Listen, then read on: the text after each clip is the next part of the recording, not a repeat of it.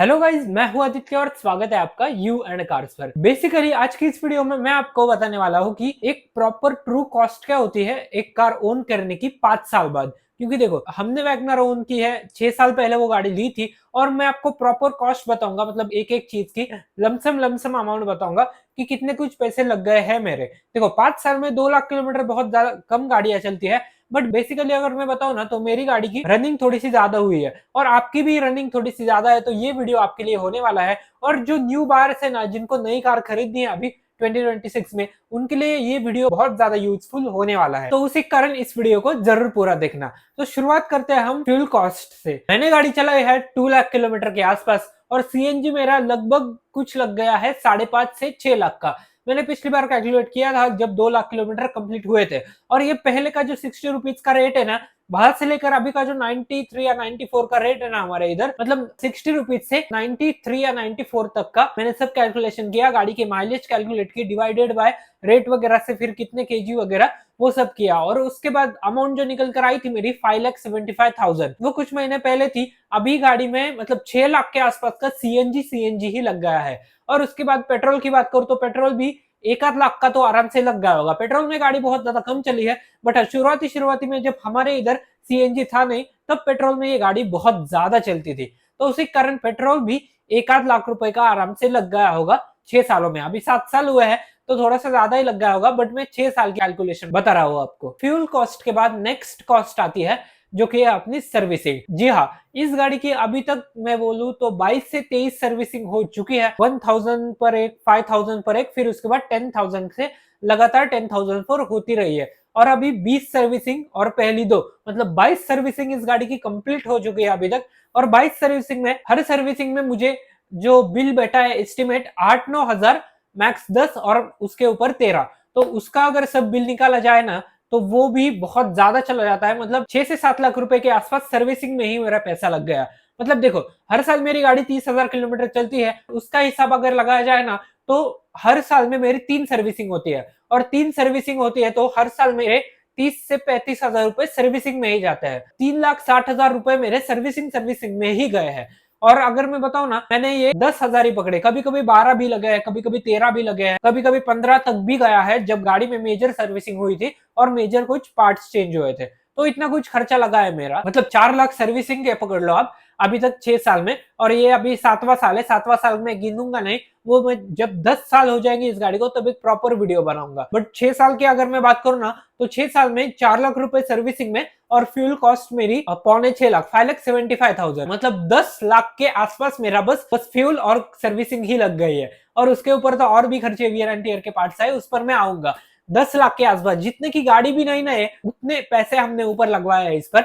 मतलब सर्विसिंग वो तो इतने ज्यादा किलोमीटर हुए हैं तो होगी ऑब्वियसली। और सीएनजी वगैरह अभी प्राइसेस इतने हाई है, पेट्रोल डीजल के प्राइसेस वापस से बढ़ गए, सीएनजी भी 2-3 रुपए से बढ़ गया, उसी कारण ये कॉस्ट और ज्यादा बढ़ेगी। मतलब अभी ये गाड़ी हम 3-4 साल तो रखने वाले हैं। हाँ, दूसरी गाड़ी भी आएगी इसके साथ साइमल्टेनियसली, बट ये भी गाड़ी रखने वाले हैं और ये चलेगी, मतलब थोड़ी ही चलेगी, ज्यादा नहीं। अब इसकी 30,000 किलोमीटर साल की रनिंग है, वो कम होते होते 10-1 हजार पर आ जाएगी हर साल। और फिर मुझे लगता है कि 12-15 तक मैक्स इसकी कॉस्ट जाएगी आने वाले 2-3 साल में। बट देखो, 10 लाख हमने इस गाड़ी पर लगाया है यार, धीरे धीरे पैसा जाता है बट बहुत जाता है। अभी थर्ड है वियर एंड टियर के पार्ट्स, जैसे अपने टायर हो गए उसमें और क्लच प्लेट हो गई। सबसे पहले टायर का एस्टिमेट अगर मैं बता दूं, मतलब लमसम हर 60,000 किलोमीटर पर हमने टायर चेंज करवाए हैं और ये हमारा चौथा सेट है। अभी हमने पहले टायर 60,000 पर डलवाए, फिर उसके बाद 1,35,000 या 40,000 पर डलवाए। मतलब जो बीच में दूसरा सेट डाला था ना वो हमने बहुत चलाया। फिर 1,30,000 के बाद, 1,35,000 के बाद वापस हमने टायर डलवाए, वो अभी हमने चेंज करवाया है।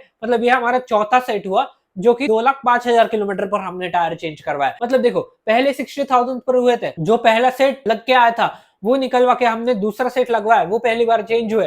फिर उसके बाद वो जो गाड़ी के साथ लग के आया ना सेट, वो भी मैं काउंट करूंगा तो वो पहला सेट था। फिर हमने उसमें चेंज करवाया 60,000 किलोमीटर में, वो दूसरा सेट था। फिर उसके बाद 1,35,000 या 30,000 के आसपास हमने चेंज कर 35,000 के आसपास चेंज करवाए, वो तीसरा सेट था। और अभी 2,05,000 पर हमने करवाए, वो चौथा सेट। और हर टाइम गाड़ी के टायर को बदलने का कॉस्ट आया है 10,000 से लेके 12,000 तक। अगर मैं बताऊं ना, पहले दो जो सेट थे ना मेरे, वो मुझे मिलते थे 11-12 हजार के आसपास। और बाकी के सेट में 500 रुपए बढ़े। मतलब देखो 3 सेट है, 36 to 40,000 टायर में इसके चेंज हुए हैं। मतलब पहले के 10 लाख और इसमें और 36,000 लगवा दो, मतलब 12 3 जा 36। तो 36,000 to 40,000 प्राइस में थोड़ा सा ऊपर नीचे हुआ है। हमने कुछ बार्गेनिंग भी की थी, पुराने टायर भी लिए थे, तो मतलब 3 बार टायर चेंज हुआ है और ये चौथा सेट है गाड़ी का। तो अगर मैं बताऊं ना 36 to 40,000 हमारे इसमें टायर चेंज करवाने में लग गए हैं अभी तक फिलहाल। देखो चौथा सेट कैसे, पहले वाला जो लग के आया था ना सेट, उसको मिक्स करके मैं बोल रहा हूँ कि चौथा सेट है। बाय द वे 3 बार हमने इसके चेंज करवाए और ये सेट चौथा है, आप ये ऐसा समझ सकते हो। तो देखो यहाँ पर भी हमने 36 to 40,000 टायर में इन्वेस्ट किए हैं इसके। तो अभी टोटल कॉस्ट आती है अपनी निकल के 10,40,000 आप लमसम पकड़ लो। तो चलो ये तो हो गई टायर की कॉस्ट। और भी वियर एंड टियर के पार्ट होते हैं, जैसे कि अभी मैंने पीछे काम करवाया है इसके क्लच प्लेट का, जो कि 2 बार चेंज हुई है। पहली बार शायद 1,10,000 किलोमीटर पर चेंज हुई थी और अभी 1,95,000 मतलब 2 लाख होने को आए थे तब मैंने इसकी क्लच प्लेट वापस से चेंज करवाई है। क्लच प्लेट को चेंज करवाने का मेरा दोनों बार खर्चा बैठा है प्रॉपर 8,000। 8 और 8 16,000 रुपए मैंने इसके क्लच प्लेट में लगवाए, तो वो 40,000 में ऐड किए तो 10,56,000। आप चाहे तो कैलकुलेटर लेके रख सकते हो साइड में। 10,56,000 अभी तक यहाँ तक आया है हम। फिर उसके बाद मैंने इस गाड़ी का लोअर आर्म का भी काम करवाया है, आप वो भी वीडियो जाके जरूर देखना। तो वहां पर मेरी कॉस्टिंग आई थी 5,300। लमसम अमाउंट 300 निकाल दो, 5,000 रख दो, फिर कितना हुआ अपना 10,61,000। इतना कुछ अमाउंट हुआ है अभी तक, ये अमाउंट है, ठीक ठाक है। फिर उसके बाद और भी पार्ट्स होते हैं गाड़ी के वियर एंड टियर के, जैसे कि मेरे स्टीयरिंग के असेंबली का जो कवर होता है वो 250 रुपए का, वो चेंज हुआ है। 2 बार मेरे गाड़ी के बाहर के जो टायर के साइड के क्लैडिंग है वो चेंज हुआ है। और उसके बाद और भी छोटी छोटी चीजें मेरी गाड़ी में चेंज हुई है, वो टाइम टू टाइम चेंज होती ही रहती है। बट अभी तक जो कॉस्टिंग गई है ना 10,51,000, मतलब 10.5 लाख आप पकड़ के चलो, इतनी कॉस्टिंग गई है अभी तक। और इसके बाद भी है पॉइंट्स, मैं आपको बता दूंगा। मैंने एक एक कॉस्ट कैलकुलेट किया है, उसके हिसाब से मैं आपको बता रहा हूं। तो चलो ये तो कॉस्टिंग हुई। फिर इसके बाद आता है अपना इंश्योरेंस। जी हाँ, इंश्योरेंस हमेशा से मैंने कंपनी से ही करवाया। मेरा चोला का इंश्योरेंस है, चोलामंडलम बहुत अच्छी कंपनी है, कोऑपरेटिव रही है। मेरी गाड़ी क्लेम में शायद 4 बार गई है, मतलब 6 साल में 4 बार मेरी गाड़ी क्लेम में गई है। माइनर एक्सीडेंट्स में, जैसे कि बम्पर कहीं गया, कहीं कोई पीछे से आकर ठोक गया, कोई आगे से किसी बाइक वाले ने ठोकी, तो ऐसे माइनर एक्सीडेंट हुए, कभी मेजर काम हुआ नहीं है। बट तभी भी वो इंश्योरेंस कंपनी है ना, उन्होंने बहुत ज्यादा सपोर्ट किया और हर साल मेरा उसका प्रीमियम होता है 8,500। अभी तक मेरे इंश्योरेंस पे लग गए हैं, अगर 6 साल का कैलकुलेट करें तो 50,000, प्रॉपर 50,000 रुपीज। मतलब अभी कॉस्टिंग गई है अपनी 11 लाख तक। तो देखो इंश्योरेंस में मुझे बहुत बार डिस्काउंट भी मिला है, वो सब मिला के मैं बता रहा हूँ कि अभी तक मेरे 50,000 गए हैं और अभी ये अमाउंट गया है अपना 11 लाख तक। तो 11 लाख अभी तक लग गए हैं हमारे। नेक्स्ट है अपने अनसर्टन रिपेयर, जो कि छोटे छोटे रिपेयर्स होते हैं। 2 बार क्या हुआ है, मैंने जैसे कि आपको बताया कि मेरे जो व्हील्स है उसके साइड की जो ऊपर की क्लैडिंग होती है ना, वो मेरी बहुत बार निकल गई है। तो उसका मेनली रीजन क्या है, देखो वैगनर की वैसे भी ग्राउंड क्लियरेंस थोड़ी सी कम है और हमारे इधर के रोड्स नो डाउट बहुत अच्छा है। जर्मनी में भी ऐसे रोड्स नहीं होंगे जैसे इंडिया में रोड्स है, यहाँ पर गड्ढों में रोड्स बनाए गए हैं। बारिश के मौसम में क्या होता है, कभी कभी हमें जो पॉट होल्स है उनका अंदाजा नहीं होता और गाड़ी लगती है कई बार नीचे से। और एक बार गाड़ी बहुत ज्यादा जोर से नीचे से लगी थी, उसी कारण वो क्लैडिंग ही सीधा निकल के बाहर, मतलब वहां पर ही छूट गई। और वो क्लैडिंग मतलब सस्ती आती है, कुछ 350-400 रुपए का पार्ट है, वो भी मेरा चेंज हुआ है। फिर उसके बाद जो मेरा गियर लीवर है ना, वो भी चेंज हुआ है। और एक अनसर्टन रिपेयर आया था बहुत बड़ा, कि अपना ये जो एसी है ना, मेरा एसी काम करना बंद कर दिया था पिछले साल, उस पर भी मैंने 5,000 अलग से लगवाए थे, उसकी कॉस्टिंग भी अलग है। तो 11 लाख 5,000 ऐसे हुए और ये सब मिला के मतलब 11 लाख 6,000 आप पकड़ लो। और फिर उसके बाद इंजेक्टर कॉइल्स मैंने तीनों चेंज करवाए, क्योंकि गाड़ी प्रॉपर से एक्सेलरेशन करने के बाद एक्सेलरेट कर नहीं रही थी और 2 लाख किलोमीटर चल गई है। वो मैकेनिक मुझे बोले थे कि इसको चेंज करवाओ, वो भी मैंने चेंज करवाए, उसकी कॉस्ट अलग से 3,500 पकड़ लो। मतलब ये 5,000 वो 3,500 हो गए 8,500, मतलब कितने हुए 11,08,500 अभी तक का अमाउंट हो गया है। मैं अमाउंट बार बार क्यों बोल रहा हूँ, क्योंकि वैगनर एक मिडिल क्लास बंदे की गाड़ी है, या फिर कोई भी मतलब मारुति की गाड़ी लेता है तो एक मिडिल क्लास बंदे के लिए बहुत अच्छा ऑप्शन है। उसी कारण मैं बार बार बोल रहा हूँ कि प्राइसिंग कितनी कुछ लग गई है मेरी। तो अभी 11,08,500 अपने हो गए हैं फिलहाल। तो आगे बढ़ते हैं, आगे भी है। मतलब एक गाड़ी लेना, देखो बहुत लोगों को सिंपल लगता है, बट गाड़ी को मेंटेन करना ये उन्हीं लोगों को पता है जिनके पास गाड़ी है। मतलब लेने को तो लोन वगैरह अप्रूव हो जाता है, बहुत जल्दी गाड़ी ले लेता है बंदा। नेक्स्ट और एक खर्चा जो हर कोई बंदा करता है गाड़ी लेने के बाद, जो कि है एक्सेसरीज। जी हाँ, हमने इस गाड़ी को लिया था 5,75,000 में, 1 लाख के ऊपर उसमें एक्सेसरीज डलवाई थी 6,75,000, फिर हमारे लग गए थे प्रॉपर। उसमें अपने स्पीकर आए, कैमरा आया, फिर उसके बाद बाहर के क्लैडिंग्स वगैरह आई कुछ, वो हमने ज्यादा काम करवाया था। फिर उसके बाद क्रोम का कुछ वर्क किया था हमने गाड़ी में।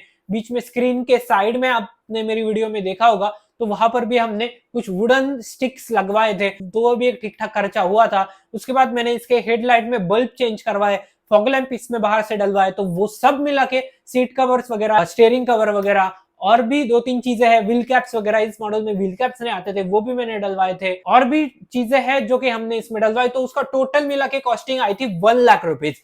तो अभी हमारा कॉस्ट हो गया 12,08,500 रुपीज। एक लास्ट कॉस्ट बचा है जो कि एक इंपॉर्टेंट पार्ट है, वो भी मैं कवर करूंगा, बट ये अभी तक आया है 12,08,500।